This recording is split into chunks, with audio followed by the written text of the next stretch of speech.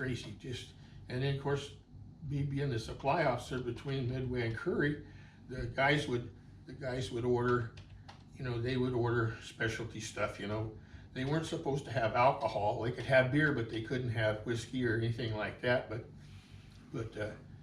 those Japanese fish balls that I've got over there, we could find hundreds of those. Every time you walk around the island, you pick them up. Well, they were a big commodity, and on Midway, they were really rare because there were so many people on it. So people were always looking for them and always wanted them. Well, we could get them, I could get as many as I wanted over there. So what would happen was the guys would get those and then they would give them to me, and then I would take them over to Midway, and then they would get the Air Force guys, the parachute riggers, and they would take the old parachute cord, and then they would make that macrame that holds them on together and everything, Oh, I thought that was like hemp or something like that. No, that's that parachute cord is what it is. The Japanese just used whatever they got, But what we had was just the nylon parachute cord is what it was.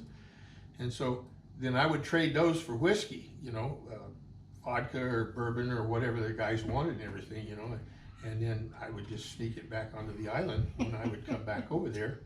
And so these guys were getting, all the alcohol they wanted. It didn't cost them anything because they just walk around the island and pick up these things and give them to me, and then take them back over there, and they could get all this one. And I brought a bunch of those things home. At one time, Lynn and I guess we had 6 or 7 of them, and I had a real dark green brown one that was from Russia, and that had come someplace, I guess, up by the Aleutian Islands, up in that area up there someplace, and they'd come down. But most of them were Japanese, and they were beautiful. I still have 2 or 3 of them here, and they were really, really nice to have. And like I said, we could trade anything for those balls because everybody wanted them. Now, some I've seen were about the size of a softball, and some were about the size of a basketball. Which one was worth more for trading boots? The bigger ones. The bigger ones? It was depending upon the size of the boat, the fishing boat, because some of your fishing boats had the bigger net. So I have seen them this big, that's a little bit bigger than a basketball. That's about the biggest I ever seen. And then they progressively got smaller and smaller too, and different sizes and everything. And it's amazing how so many of them would break loose from the nets and stuff, that I don't know why that happened, whether, they could have been in the ocean for years and years and years, the nets had broke loose and the salt water rotted the rope and stuff. But they were a real bartering commodity.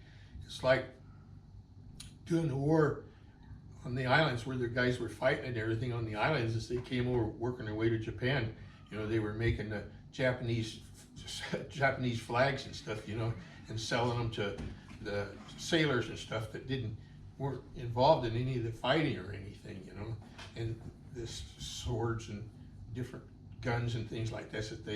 It was in the service, yourself, there's always a scrounger or something that can always best guy in the unit get out there and trade stuff. He's always hustling to get this and get that for you. So were you the scrounger for Kure? No, I wasn't really.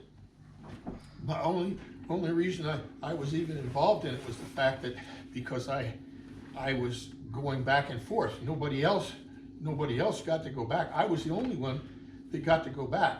Even if they had to have a dentist appointment or doctor appointment or whatever, they would fly them over from Midway over to Kure, and then they would take care of it there, and then they would fly back because it's like you couldn't get off the island. There was just no way to get off the island.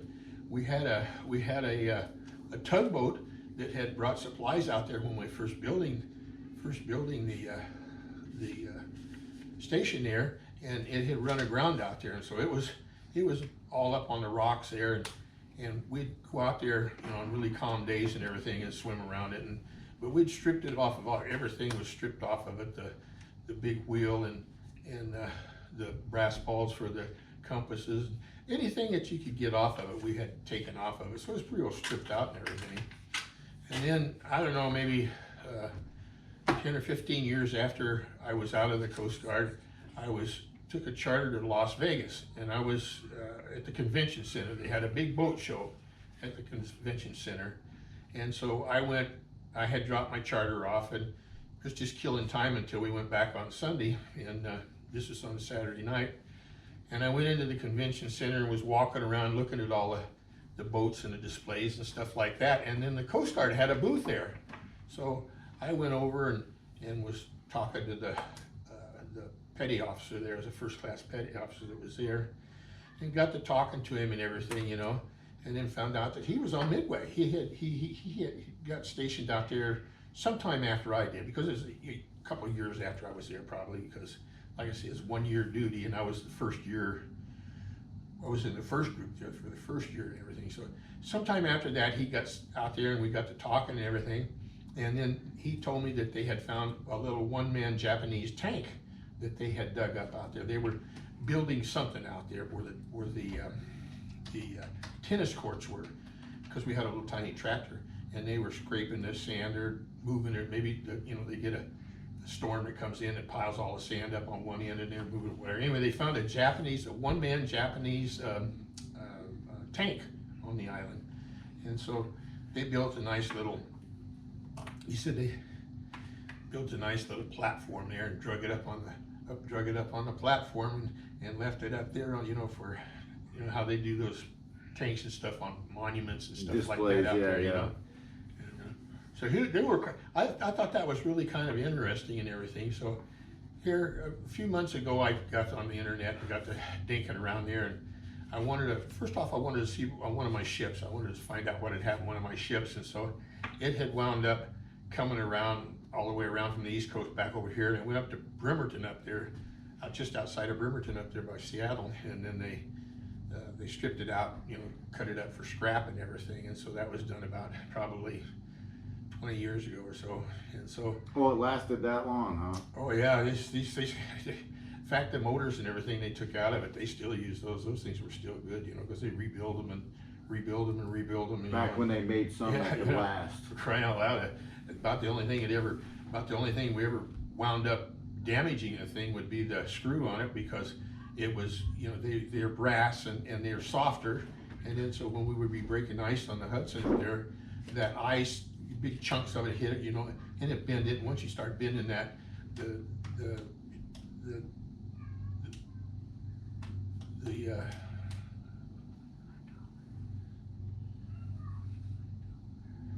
propeller Screws, it would bend it, get bends, and once you get bends in it, it's hard to do anything with it. So, but that was kind of interesting that they had done that and everything. And so then I thought, well, I was looking for a deal here just a couple of weeks ago, and I thought, oh no, it was on Midway Island. It was a deal on YouTube on Midway Island, and so I thought, let's see what's going on Midway, So I call up Midway Island. Well, Midway Island is a bird sanctuary now. You can't even get on it. It's run by the Fish and Game, I guess. Yeah, I saw a special on that about 10 years ago or something, yeah. So nobody gets on the air, I don't know what the heck they did with all the buildings and, all the infrastructure, all that stuff that was on there. I have no clue what they did with it, because, they had